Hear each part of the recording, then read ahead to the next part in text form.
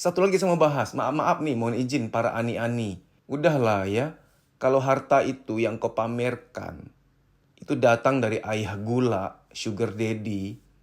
Udahlah, nggak usah dipamerkan, malu loh. Bukan hasil kerja kerasmu. Seorang wanita cantik ya, pamer jalan-jalan terus kemana-mana, ke Eropa, kemana, jalan-jalan terus, makan yang enak-enak terus dipamerin. Itu bukan uangmu loh, udahlah. Bukan apa-apa, kasihan wanita-wanita lain yang kerja kantoran nih, yang usaha kecil-kecilan. Mereka melihat postinganmu dan yang mereka tahu selama ini dari kamu hidupnya benar. Kamu jadi panutan tuh. Tapi di balik layar sebenarnya kan kamu ani-ani. Udahlah, ini jangan bohong lah. Saya tahu kisah banyak orang yang real kok. Saya udah mendengar banyak curhat wanita-wanita yang suaminya diambil oleh ani-ani. Para istri ini mengatakan, "Mas tahu nggak si ini, si ini, si ini, si ini." Aduh mas, dia mah brandingnya bagus, pencitraannya bahwa dia pengusaha lah, dia wanita karir lah, dia ani-ani mas. Uang suamiku dia porotin terus. Udahlah ani-ani, pede pula, ngotot pula. Hati-hati dengan fake sukses. Sukses-sukses palsu yang Anda lihat di sosial media. Ini perlu saya sampaikan ya, karena saya selama ini sudah tahan-tahan, udah gregetan banget. Orang-orang yang gak benar-benar sukses, tapi pamer terus. Jalan-jalan di mana, makan yang mewah, hidup yang luar biasa, hedon. Padahal mereka gak benar-benar sukses. Ini ngeri sekali. Mereka gak punya empati, akan merusak mental banyak orang. Akhirnya orang-orang lain tuh merasa bahwa mereka bukan apa-apa. Orang-orang yang nonton kebanyakan merasa nggak akan mungkin bisa seperti apa yang mereka pamerkan. Karena terlalu tinggi, terlalu jauh. Kalau yang dipamerkan benar-benar sukses yang nyata dan real, itu boleh, bentuknya motivasi. Tapi kalau palsu, itu membuat semakin banyak orang gagal merasa jadi manusia. Kenapa ada istilah merasa gagal jadi manusia? Ini saya dengar dari beberapa orang ya. Orang yang berbeda di tahun yang berbeda bisa muncul pernyataan yang sama. Mas, aku tuh merasa gagal jadi orang. Mas, aku tuh merasa gagal jadi anak yang baik. Mas, aku tuh merasa gagal jadi orang tua. Aku tuh merasa gagal jadi pasangan. Aku gak bisa bahagiakan keluargaku. Aku gak bisa sesukses orang lain. Hidupku gini-gini aja.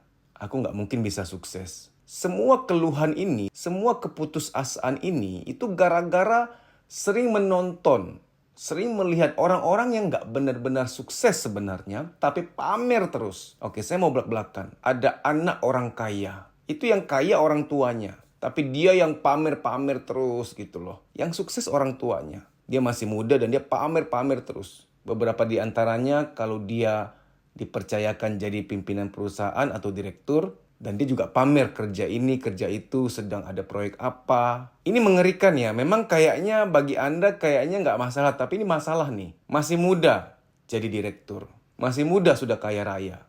Yang sebenarnya yang kaya orang tuanya, yang sukses orang tuanya. Akhirnya apa? Banyak anak muda follow Instagramnya atau lihat postingannya akan merasa missing. Kehilangan momen, kehilangan kesempatan, kehilangan keberuntungan, kehilangan waktu. Merasa ketinggalan. Karena orang yang nonton pasti merasa harusnya aku kayak dia ya. Dia di masa muda sukses, aku juga harus. Di usia muda udah sukses, aku juga harusnya bisa. Nah, para penonton yang muda ini memaksakan diri untuk seperti dia. Wah, ini selagi masih hitungan muda, sebelum aku menjadi dewasa, sebelum aku menjadi usia senior, aku sudah harus sukses. Pontang-panting lah mereka nih berjuang. 5 tahun ke depan ternyata belum sukses juga, belum kaya juga, putus asa, tertekan. Jujur ya, saya sih malu ya kalau yang kaya orang tua saya, terus saya pamer-pamer gitu loh. Saya malu sih. Saya lebih bangga pamer kalau itu hasil usaha saya sendiri. Bangga saya tuh. Bukan apa-apa, kita punya tanggung jawab sosial ya. Kita harus ada empati. Kasihan loh orang-orang yang gara-gara postingan pamernya Anda, pamer kekayaan, pamer jabatan tinggi Anda itu, pamer hidup Anda yang mewah itu, mereka menjadi akhirnya, kok aku nggak bisa ya? Kok aku nggak bisa kayak dia ya? Secara realistis, sukses itu nggak gampang. Udahlah, kita realistis aja lah. Merintis dari nol, pontang-panting, jatuh, gagal berkali-kali sampai puluhan kali. Nggak gampang gitu loh. Sementara ada anak muda yang wajahnya masih polos, tahu-tahu udah direktur, pamer terus jalan-jalan di mana, udah kaya raya. Nggak salah soal meneruskan bisnis keluarga, tapi jangan pamer. Jangan bangga memamerkan sesuatu yang bukan milikmu. Engkau hanya meneruskan, kecuali engkau merintis itu sendiri. Maaf ya, ini memang kayaknya kontroversi. Anda akan komplain, kok Mas Denny ngajarin begini sih? Karena sukses itu nggak semudah itu. Nah, orang-orang yang suksesnya kayaknya mudah ini kan pamer terus nih. Kasian loh orang-orang ini yang melihat. Banyak yang merasa gagal jadi orang. Karena akhirnya mereka merasa, kok beda nasib ya. Mereka tuh beruntung banget. Sementara kami ini nggak akan mungkin bisa mencapai itu. Satu lagi saya mau bahas. Maaf nih, mohon izin para ani-ani. Udahlah ya. Kalau harta itu yang kau pamerkan, itu datang dari ayah gula, sugar daddy. Udahlah, nggak usah dipamerkan. Malu loh. Bukan hasil kerja kerasmu. Seorang wanita cantik ya, pamer jalan-jalan terus kemana-mana. Ke Eropa, kemana, jalan-jalan terus. Makan yang enak-enak terus dipamerin. Itu bukan uangmu loh, udahlah. Bukan apa-apa, kasihan wanita-wanita lain. Yang kerja kantoran nih, yang usaha kecil-kecilan. Mereka melihat postinganmu. Dan yang mereka tahu selama ini dari kamu hidupnya benar. Kamu jadi panutan tuh. Tapi di balik layar sebenarnya kan kamu ani-ani. Udahlah, ini jangan bohong lah. Saya tahu kisah banyak orang yang real kok. Saya udah mendengar banyak curhat wanita-wanita yang suaminya diambil oleh ani-ani. Para istri ini mengatakan, Mas tahu nggak si ini, si ini, si ini, si ini. Aduh mas, dia mah brandingnya bagus, pencitraannya bahwa dia pengusaha lah. Dia wanita karir lah. Dia ani-ani mas. Uang suamiku dia porotin terus. Udahlah ani-ani, pede pula, ngotot pula. Teman-teman, saya ingin sarankan, Anda jangan lekas merasa sedih ketika melihat ada orang-orang yang kaya raya gitu ya. Terus Anda merasa gagal jadi manusia. Kok semenjak follow dia, semenjak lihat postingan dia, awalnya aku merasa bisa juga seperti dia. Udah aku berjuang sekian tahun, ternyata nggak bisa. Aku berarti nggak hebat ya, aku nggak sehebat dia, aku nggak seberuntung dia ya. Nah ini yang saya khawatirkan. Anda akhirnya merasa nggak seberuntung orang itu. Mulai menghakimi, mencap diri, melabel diri. Padahal mereka itu fake sukses. Sukses-sukses palsu. Mereka pamer. Maaf ya, saya agak tegas kali ini. Saya pribadi sih malu ya pamerin apa yang bukan milik saya. Malu saya, bukan yang saya usaha sendiri. Anda para wanita, memangnya Anda tentrem hatimu pamerin uangnya suami orang, haknya anak-anak beliau, hak harta dari istri seorang laki-laki yang sedang Anda porotin itu. Itu adalah hak materi, hak harta dari seorang wanita yang suaminya sedang bersama Anda sekarang. Hak anak-anak yang bapaknya sedang bersama Anda sekarang. Itu hak mereka. Selama ini saya sama pelakor tuh kayak ya udahlah sosok lah, agak netral, nggak terlalu gimana-gimana, keras atau tegas. Tapi makin kesini ya, ani-ani itu tuh makin suka pamer loh. Bulan ini jalan-jalan ke Eropa. Bulan depan Korea, Jepang. Pamer terus. Sampai saya tuh geli gitu loh. Kalau punya sendiri nggak apa-apa loh. Kalau bukan, seolah-olah Anda sukses banget, beruntung banget. Membuat orang-orang akan merasa gagal jadi manusia. Membuat orang-orang yang melihat akan merasa gagal jadi manusia. Karena mereka nggak seberuntung kamu, sehebat kamu. Lalu ani-ani setelah dengar ini akan bikin quote tuh. Allah dasar iri. Aku nggak peduli akan apa kata-kata orang kepadaku. Aku mau fokus pada diriku sendiri. Orang yang iri adalah orang yang ada di belakangku. Mereka selalu mencibir aku. Dengan segala quote-quote pembenarannya. Mengerikan sekali ya. Udahlah, kalau itu memang bukan uangmu, diam-diam aja, nggak usah dipamerin. Udahlah. Saya nggak ada masalah sama orang-orang yang memang dia kaya raya, dia lagi posting lagi di luar negeri, ya nggak apa-apa. Itu dia berbagi momen kebahagiaan, oke lah. Masih bisa positive thinking. Walaupun kalau saya kaya raya, saya nggak akan mau pamer saya lagi di luar negeri, nggak mau saya berempati soalnya. Kasian masih banyak orang sedang berjuang yang hari ini masih mikir, mau makan apa hari ini ya, gimana ya? Mau pinjam uang sama siapa ya untuk makan? Bisa kasbon sama bos nggak ya?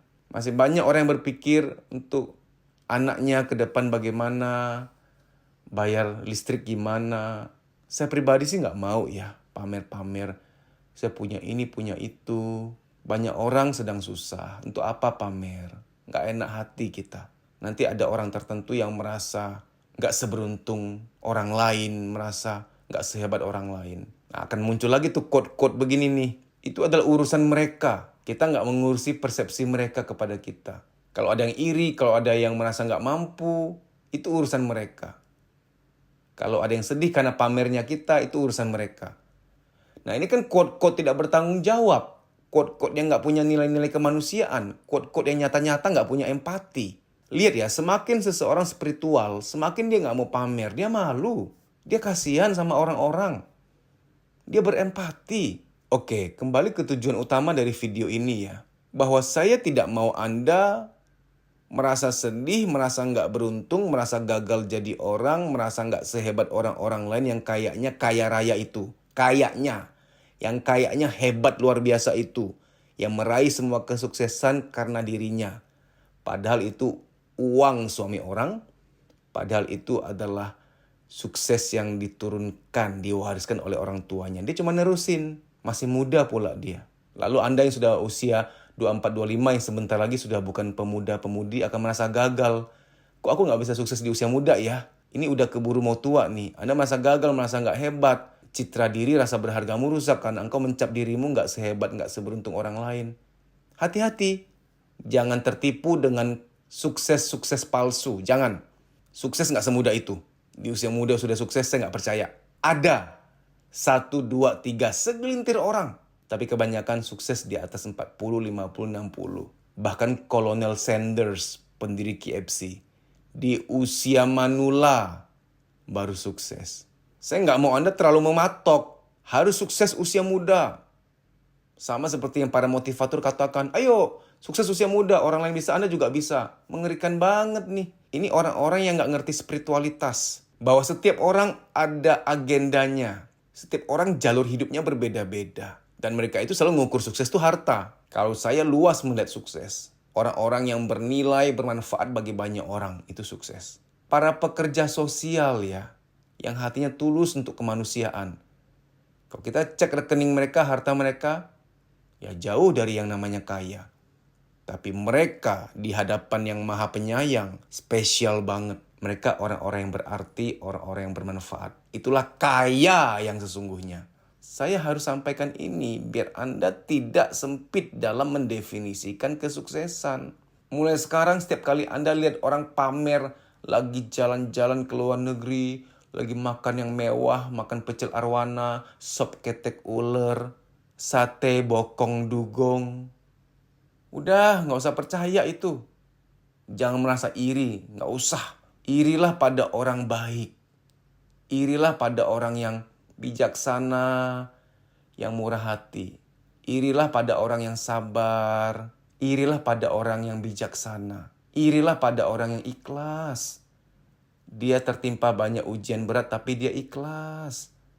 Dia disakiti, dia nggak membalas. Dia difitnah, dia nggak fitnah balik. Irilah pada orang-orang begini. Keren banget mereka tuh, harus iri kita. Baik demikian ya. Semoga sharing ini bermanfaat bagi kita semua. Sampai jumpa. Kamu bisa follow Instagram saya deddysusanto.pj_official. Di story itu ada jadwal training, silahkan dicek. Kalau kotamu termasuk di jadwal, WA nama peserta ke nomor panitia tersebut di kota itu untuk mendaftar. Kita kan mau membaik nih, mau meningkatkan kualitas hidup. Karena jangan-jangan luka-luka batin itulah yang membatasi, menghambat mental kita untuk maju. Sehingga mengalami yang namanya menunda pekerjaan, ragu ngambil keputusan, minder, mood swing, tidak sekreatif dulu lagi, negative thinking, susah tidur, badan gampang capek, ada nyeri-nyeri nggak jelas di pundak, di perut, di dada, di kepala, dan lain-lain sebagainya, psikosomatik. Psikosomatik adalah, psiko itu jiwa, soma itu badan. Psikosomatik artinya ada beban-beban di jiwa, baik yang terpendam maupun yang disadari, ketika secara akumulatif sudah penuh, dia nitip taruh beban di badan. Ada yang nitip taruh beban di kepala, jadilah migrain, rambut rontok, pelupa, insomnia, pikun dini, dan lain-lain sebagainya. Kalau ketombe karena salah sampo ya, beda jurusan itu. Beruak kakak. Ada orang yang ketika jiwanya sudah penuh, jiwanya itu nitip taruh beban di perut.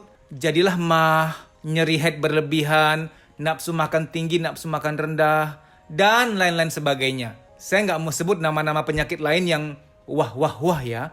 Tidak baik menyebut nama-nama penyakit seperti itu karena dapat mensugesti. Saya sebutkan hanya gejala-gejala kesehatan yang sering dialami oleh kita semua, yang ringan-ringan.